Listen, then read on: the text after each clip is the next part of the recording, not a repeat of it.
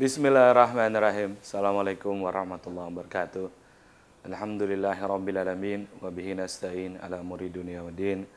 Salatu wassalamu ala asrafil anbiya wal mursalin. Wa ala alihi wa sahbihi wasallam. Allahumma salli ala Sayyidina Muhammad wa ala ali Sayyidina Muhammad. Pemirsa yang berbahagia, pemirsa Mutiara Iman Kompas TV yang dimuliakan Allah Subhanahu wa taala.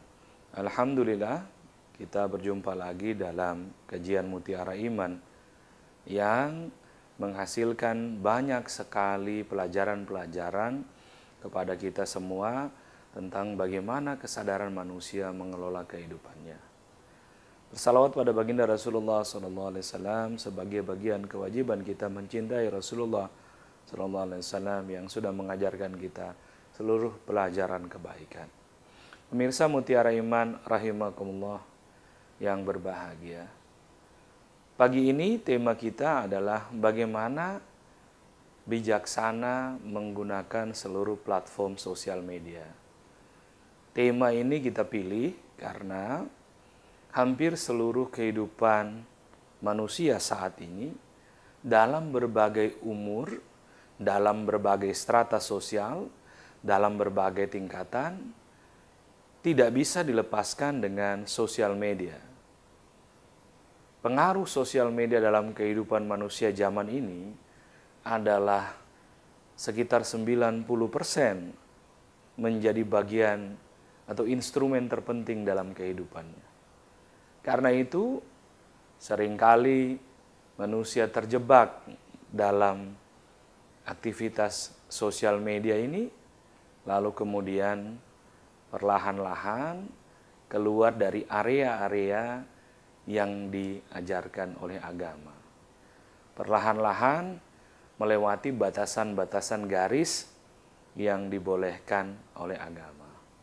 Maka pagi ini kita membuat beberapa catatan agar kita memahami bagaimana menggunakan media-media pergaulan sosial ini agar kita mendapatkan manfaat baik. Bukan sebaliknya kita memperoleh mudarat atau keburukan.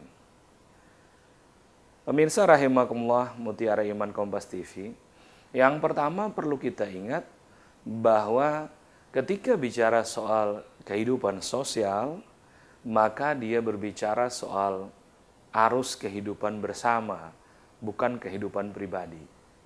Nah, seringkali kaum muslimin itu tidak mampu mendefinisikan itu dengan baik.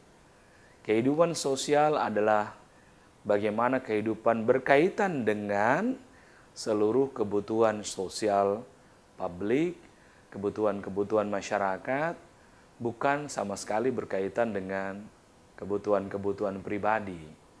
Kalaupun ada unsur pribadi di dalamnya, pasti akan langsung terikat dengan unsur publik. Misalnya terjadi pencurian, terjadi perbuatan kriminal, dan lain-lain yang mengarah kepada keinginan publik untuk membantu atau mengetahui peristiwa itu. Mendudukan wawasan ini merupakan bagian penting dari bagaimana meletakkan kesadaran kaum muslimin dalam bersosial media. Karena seketika kita merasa bahwa media sosial itu kemudian bertransformasi menjadi media pribadi, ya, akhirnya yang keluar apa? Istilah-istilah zaman now, flexing, doxing, macam-macam lah. Karena perubahan yang kita lakukan. Nah, perubahan ini tentu akan berbahaya bagi kehidupan kita.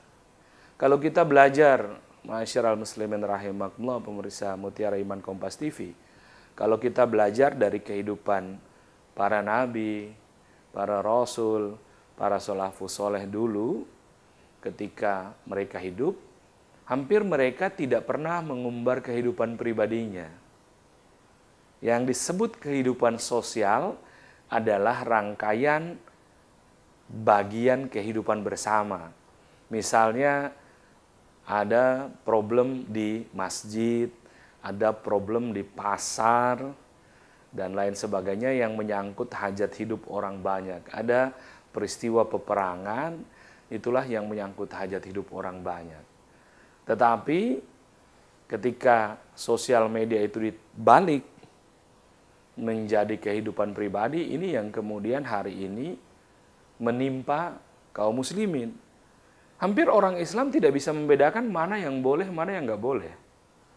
Coba lihat kehidupan kita hari ini. Semuanya harus siaran langsung. Padahal tidak semua peristiwa mesti dilaporkan. Tidak semua peristiwa mesti juga disampaikan. Ada area-area yang tidak bisa, tidak layak, tidak etis kita bagikan ke publik.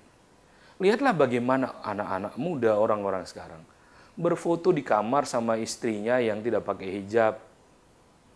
Tulisannya alhamdulillah bisa seranjang berdua. Udah tahu mereka menikah dan itu tidak perlu di-sharing. Lihatlah kehidupan sekarang.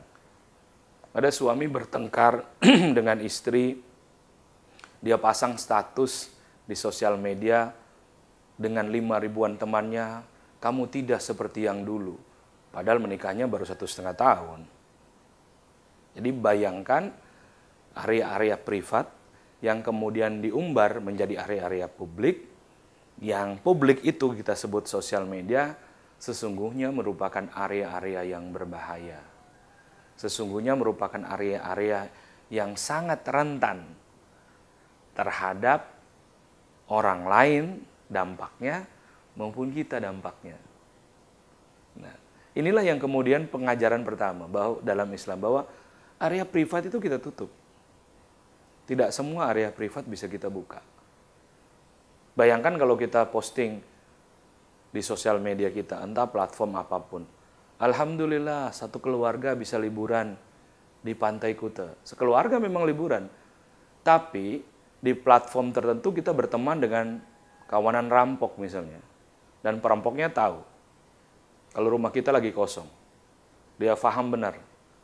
Maka seperti menyediakan ruang dan area agar mudarat sampai ke rumah kita dan keluarga kita.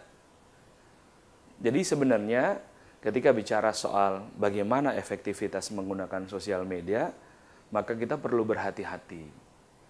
Maka catatan pertama adalah tidak semua bagian perlu disampaikan. Tidak semua hal boleh diumbar. Tidak semua hal layak kita publikasikan.